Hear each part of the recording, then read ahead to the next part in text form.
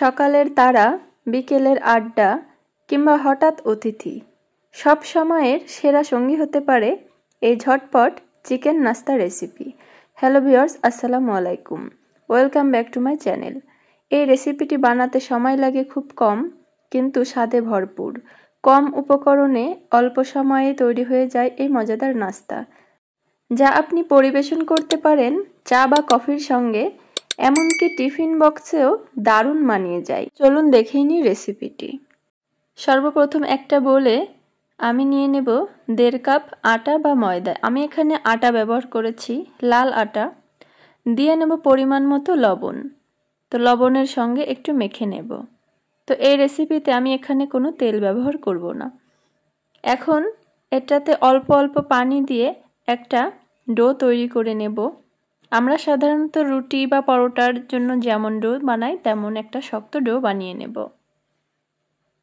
তো এটা আমি রেস্টে রেখে দেব 20 মিনিটের জন্য। সেই ফাঁকে আমি চিকেনের পুরটা তৈরি করে নেব। এখানে দিয়েছি 1 টেবিল চামচ সয়াবিন তেল, আর দিয়ে নিয়েছি আধা কাপ পেঁয়াজ কুচি। মুরগির বুকের অংশ এখানে আমি ছোট ছোট কিউব করে কেটে নিয়েছি। এখানে আমি ব্রয়লার মুরগির বুকের মাংস নিয়েছি, আপনারা যে কোনো মাংস দিয়ে এটা করতে পারেন। এটা হালকা একটু নেড়ে চেড়ে তারপর দিয়ে নেব একসঙ্গে বেটে রাখা আদা, রসুন এবং জিরা 2 চা চামচ বা তার থেকে সামান্য বেশি। এটা এখন একটু নেড়ে চেড়ে মিশিয়ে নেব।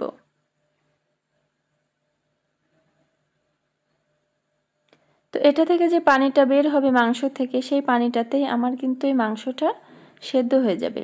দিয়ে নিয়েছি পরিমাণ মতো লবণ, হলুদ এবং কাঁচামরিচ কুচি। এখানে দিয়ে নেব মোজারেলা চিজ। এটা দিলে এটার টেস্টটা বেশি ভালো আসে, এটা বাসায় না থাকলে প্রয়োজন নেই।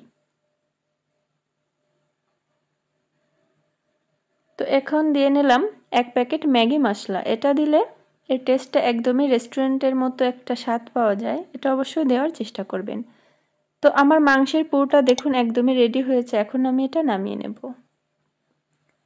তো এতক্ষণে দেখুন আমার এই ডোটা বেশ সফট হয়ে এসেছে।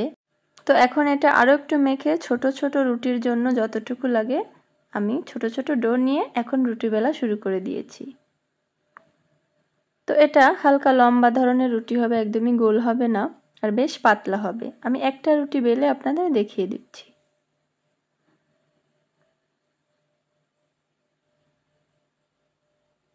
তো এই যে দেখুন বেশ পাতলা করে রুটিটা বেলে নিয়েছি। আমরা যেমন রুটি খাই তার থেকে একটু পাতলা হবে।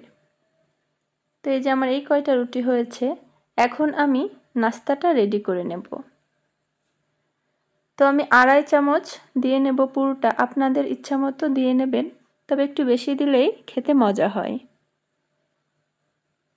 তো রুটির সাইড দিয়ে একটু পানি দিয়ে নেব, তাহলে এটা কোট করতে খুবই সাহায্য হবে, এটা ছেড়ে দেবে না। এখন আমি ভাঁজ দিয়ে নিচ্ছি, একদমই সহজ ভাঁজ, আপনাদের ইচ্ছা অনুযায়ী আপনারা যে কোনো ভাঁজ দিয়ে নিতে পারেন।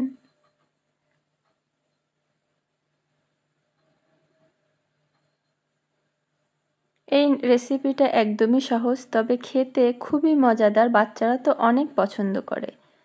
তো এভাবে করে আমি সবগুলো রুটি এবং পুরটা দিয়ে রেডি করে নেব এই চিকেন নাস্তাটি। এটা আপনারা চিকেন রোলও বলতে পারেন।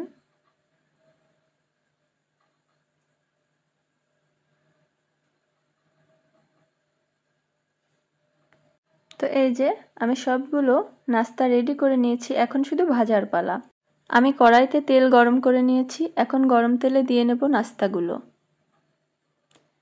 এই নাস্তাগুলো ভাজতে আমার 10 মিনিট লেগেছে, বেশি টাইম লাগে না, যেহেতু আমার ভেতরে পুরোটা আগে থেকেই রান্না করা। তো আমি উল্টে পাল্টে এটা ভেজে নেব। তো এটা একদমই লো আঁচে রাখা যাবে না, তাহলে ভেতরে তেল যাবে খুব। প্রথম দিকে মিডিয়াম আঁচে এটা আমি ভেজে নেব, আর যখন এটা হালকা ব্রাউন কালারে আসবে তখন লো আঁচে এটা ভেজে নেব।